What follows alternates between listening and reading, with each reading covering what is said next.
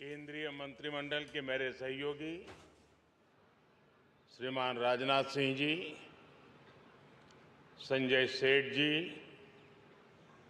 CDS general Anil Chauhan जी, तीनों सेनाओं के प्रमुख, रक्षा सचिव श्री, डीजी एनसीसी, अन्य अतिथिगण और एनसीसी के मेरे प्यारे साथियों,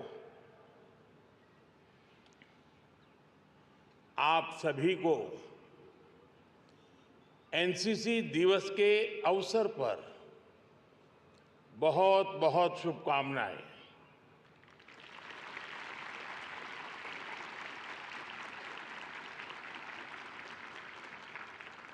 आज यहां हमारे बीच 18 मित्र देशों के भी करीब 150 कैडेट्स भी मौजूद हैं। मैं इन सभी कैडेट्स का भी स्वागत करता हूं।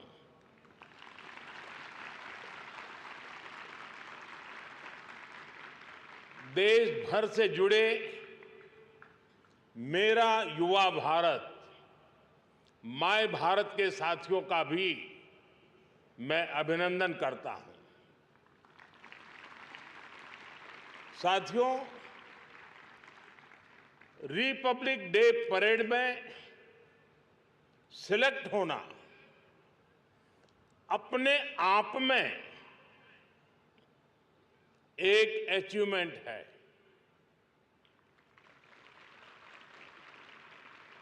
इस बार की परेड इसलिए भी खास थी क्योंकि हमारे गणतंत्र ने 75 साल पूरे किए हैं।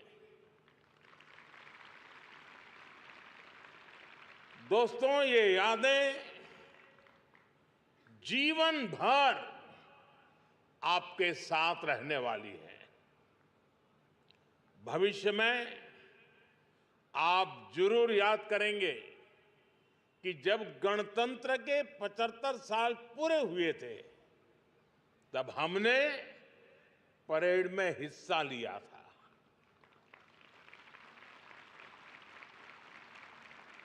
जिन साथियों को बेस्ट कैडेट्स का अवार्ड मिला है, उनको भी मेरी ओर से ढेर सारी बधाई। अभी यहां एनसीसी के कई अभियानों को मुझे फ्लैग करने का अवसर मिला। एनसीसी के ऐसे प्रयास भारत की धरोहरों को युवा एस्पिरेशन से जोड़ते हैं। मैं इन अभियानों से जुड़े कैडेट्स को शुभकामनाएं देता हूं। साथियों, जिस कालखंड में देश आजाद हुआ, एनसीसी की शुरुआत भी उसी समय हुई थी। एक तरह से आपके संगठन की यात्रा देश के संविधान से भी पहले शुरू हुई। 75 वर्षों के गणतंत्र में भारत के संविधान ने हर समय देश को लोकतांत्रिक प्रेरणा दी, नागरिक कर्तव्यों का महत्व समझाया। इसी तरह एनसीसी ने भी हर समय भारत के नौजवानों को राष्ट्र निर्माण की प्रेरणा दी और उन्हें अनुशासन का महत्व समझाया। मुझे संतोष है कि बीते सालों में एनसीसी के दायरे और दायित्व दोनों को बढ़ाने के लिए सरकार ने बहुत काम किया है। हमारे जो बॉर्डर के इलाके हैं, जो समंदर की सीमा से सटे जिले हैं, वहां एनसीसी का विस्तार किया गया है। आज देश के 170 से ज्यादा बॉर्डर तालुका और करीब करीब 100 कोस्टल तालुका में एनसीसी पहुंच चुकी है। मैं तीनों सेनाओं को भी बधाई दूंगा। आपने इन जिलों के युवा एनसीसी कैडेट्स को विशेष रूप से ट्रेन करने का जिम्मा उठाया। इसका फायदा आज बॉर्डर किनारे पर रहने वाले हजारों युवाओं को हुआ है। एनसीसी में रिफॉर्म का परिणाम हम कैडेट्स की संख्या में भी देख रहे हैं। 2014 में एनसीसी कैडेट्स की संख्या करीब करीब 14 लाख थी। आज ये संख्या 20 लाख तक पहुंच गई है। ये गर्व की बात है कि इसमें 8 लाख से ज्यादा गर्ल कैडेट है, हमारी बेटियां हैं। आज हमारे एनसीसी कैडेट्स डिजास्टर मैनेजमेंट में अहम भूमिका निभा रहे हैं। स्पोर्ट्स की दुनिया में भी एनसीसी कैडेट्स अपना परचम लहरा रहे हैं। मुझे गर्व है कि एनसीसी दुनिया का लार्जेस्ट यूनिफॉर्म यूथ ऑर्गेनाइजेशन है। साथियों, आप 21वीं सदी में भारत के विकास को, दुनिया के विकास को निर्धारित करने वाले हैं। भारत के युवा सिर्फ भारत के लिए नहीं, बल्कि फोर्स फॉर ग्लोबल गुड है। आज दुनिया इस बात को मान रही है। हाल में एक रिपोर्ट समाचार पत्रों में छपी है। इसमें जो बताया गया है वो बहुत ही अहम है। भारत में बीते दशक में युवाओं ने 1.5 लाख स्टार्टअप्स और 100 से ज्यादा यूनिकॉर्न्स बनाए हैं। आज दुनिया की 200 से ज्यादा बड़ी कंपनियों को भारतीय मूल के लोग लीड कर रहे हैं। ये कंपनियां ग्लोबल जीडीपी में लाखों करोड़ रुपए का योगदान दे रही हैं, करोड़ों लोगों का जीवन बदलने में मदद कर रही है। भारतीय वैज्ञानिक, भारतीय रिसर्चर्स, भारत के टीचर्स भी दुनिया की प्रगति को गति दे रहे हैं। यानी कोई भी सेक्टर हो, भारत की युवा शक्ति, भारत के टैलेंट के बिना दुनिया के भविष्य की कल्पना भी मुश्किल है। और इसलिए तो मैं आप सभी को फोर्स फॉर ग्लोबल गुड कहता हूं।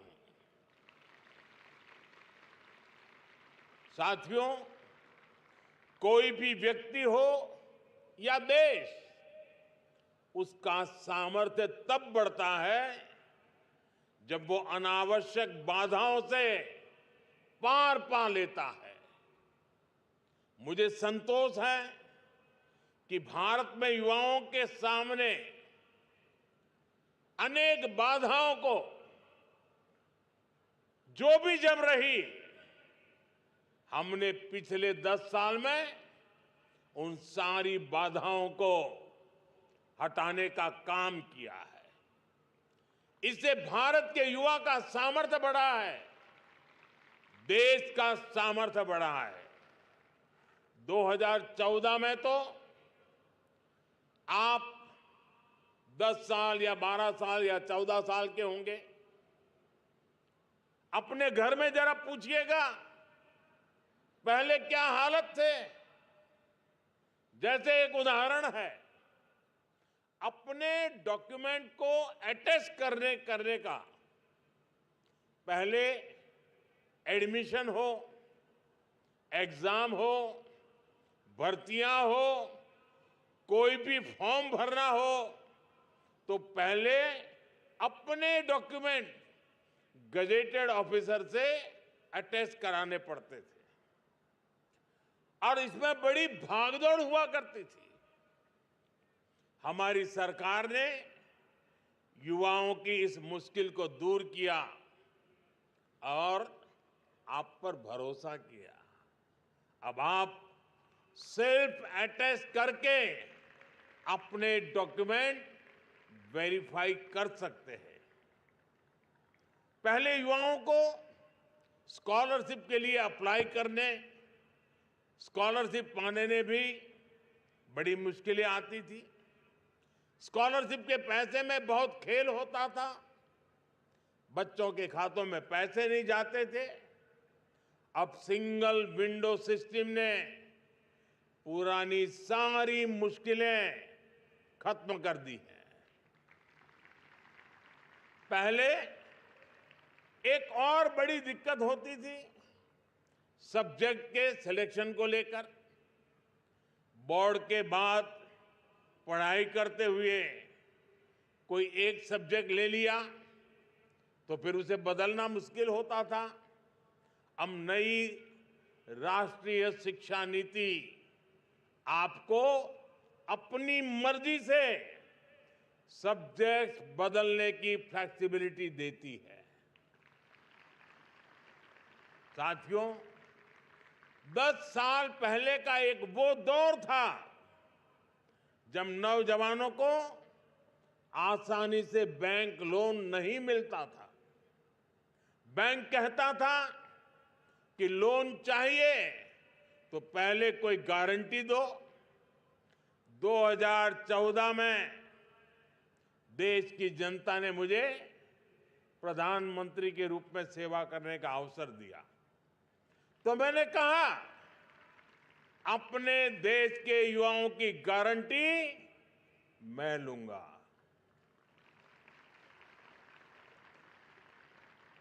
हमने बिना बैंक गारंटी लोन देने वाली मुद्रा योजना शुरू की।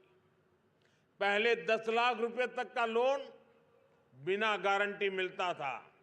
अभी सरकार के तीसरे टर्म में हमने इसे बढ़ाकर 20 लाख कर दिया है। 10 साल में हमने 40 लाख करोड़ रुपए से ज्यादा मुद्रा लोन के तहत दिए हैं। आप जैसे लाखों युवाओं ने इस लोन से मदद लेकर अपना बिजनेस शुरू किया है। साथियों, युवाओं के भविष्य से जुड़ा एक और अहम विषय है देश की चुनावी व्यवस्था। 2 दिन पहले ही हमने नेशनल वोटर डे मनाया है। आप में से भी बहुत से युवा फर्स्ट टाइम वोटर बने हैं। वोटर डे का मकसद यही है कि ज्यादा से ज्यादा वोटर पार्टिसिपेट करें,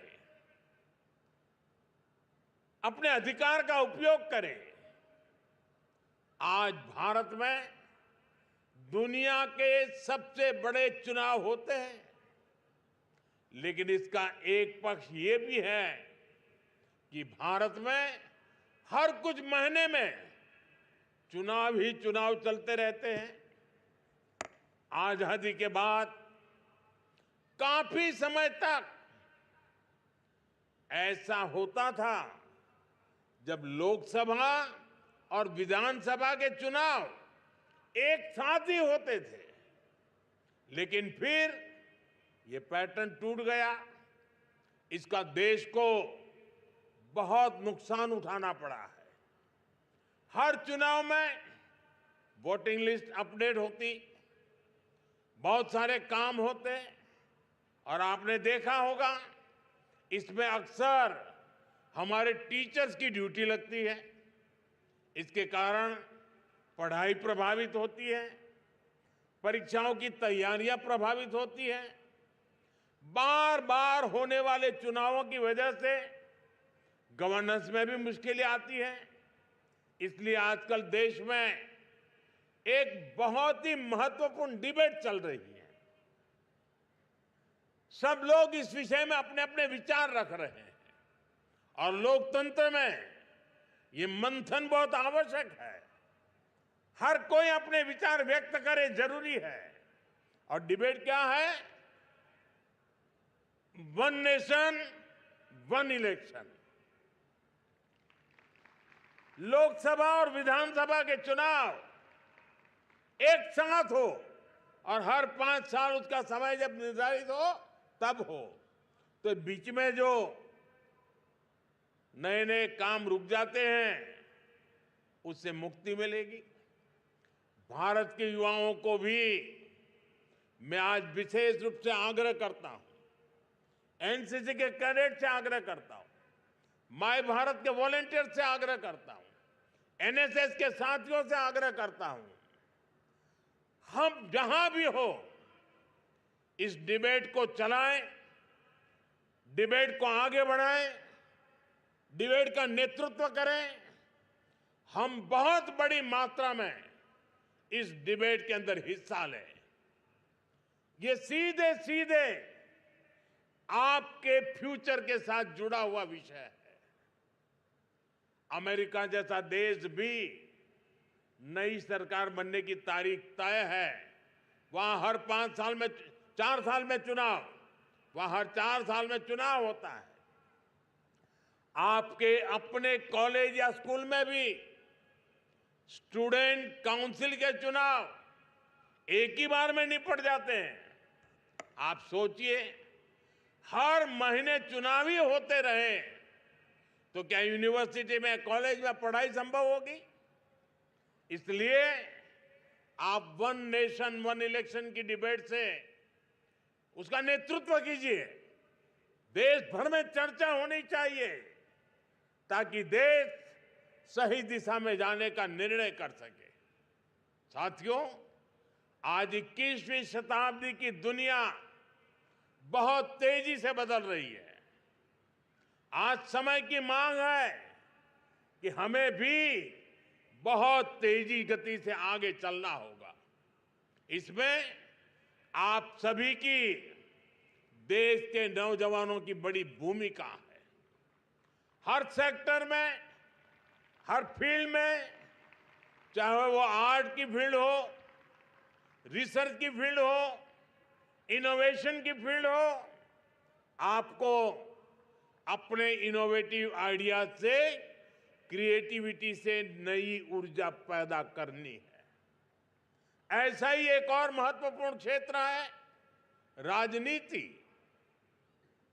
हमारे देश के युवा राजनीति के क्षेत्र में ज्यादा से ज्यादा आए, नए सुझावों के साथ आए, नई ऊर्जा के साथ आए, इनोवेटिव आइडियाज के साथ आए। ये आज देश की जरूरत है। इसलिए ही मैंने लाल किले से कहा है कि 1 लाख युवाओं को राजनीति में आना चाहिए। युवाओं की क्या ताकत होती है, ये हमने विकसित भारत, यंग इंडिया डायलॉग के दौरान भी देखा है। देश भर के लाखों नौजवानों ने विकसित भारत के निर्माण के लिए अपने अमूल्य सुझाव दिए हैं, विचार व्यक्त किए हैं। साथियों, आजादी की लड़ाई के समय देश के हर प्रोफेशन के लोगों ने अपना एक ही लक्ष्य बना लिया था, देश की आजादी। और नौजवानों ने बढ़ चढ़ करके उसमें हिस्सा लिया था, बलिदान दिए थे, जवानी जेलों में खपा दी थी। इसी तरह इस अमृत काल में हमें अपना एक ही लक्ष्य रखना है, विकसित भारत। हमारे हर निर्णय की कसौटी, हर कार्य की कसौटी विकसित भारत ही होनी चाहिए। और इसके लिए हमें अपने पंच प्राणों को हमेशा याद रखना है। पंच प्राण यानी हमें विकसित भारत बनाना है, हमें गुलामी की हर सोच से मुक्ति पानी है, हमें अपनी विरासत पर गर्व करना है, हमें भारत की एकता के लिए काम करना है और हमें अपने कर्तव्यों को ईमानदारी से निभाना है। ये पंच प्राण हर भारतीय को दिशा देने वाले हैं, हर भारतीय की प्रेरणा है। अभी आपने जो शानदार कल्चरल परफॉर्मेंस दी है, उसमें भी इसी की झलक दिखाई देती है। एक भारत श्रेष्ठ भारत की भावना देश की बहुत बड़ी शक्ति है।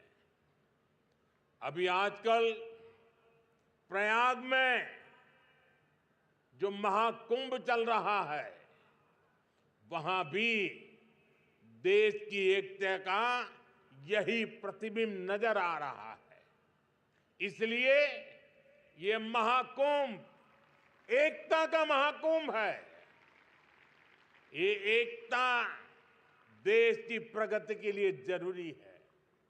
साथियों, आपको अपने कर्तव्यों का भी हमेशा ध्यान रखना है। कर्तव्यों की नींव पर ही भव्य, दिव्य, विकसित भारत का निर्माण होगा।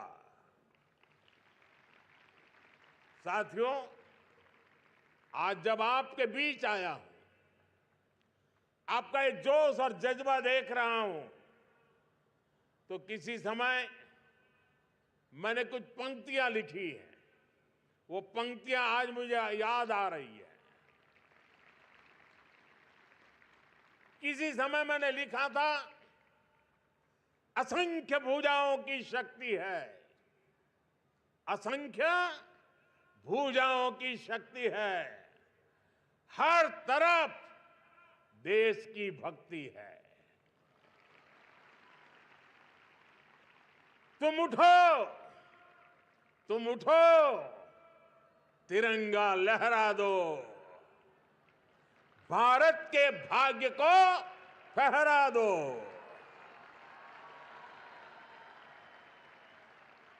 कुछ ऐसा नहीं, कुछ ऐसा नहीं जो कर ना सको, कुछ ऐसा नहीं जो पा न सको। तुम उठ जाओ, तुम जुट जाओ, सामर्थ्य के अपने पहचानो, कर्तव्य को अपने सब जानो। साथियों, आपके उज्जवल भविष्य के लिए एक बार फिर आप सभी को मेरी ढेर सारी शुभकामनाएं। आप सबको अनेक अनेक धन्यवाद। मेरे साथ बोलिए, भारत माता की, भारत माता की, भारत माता की, वंदे वंदे वंदे वंदे वंदे वंदे वंदे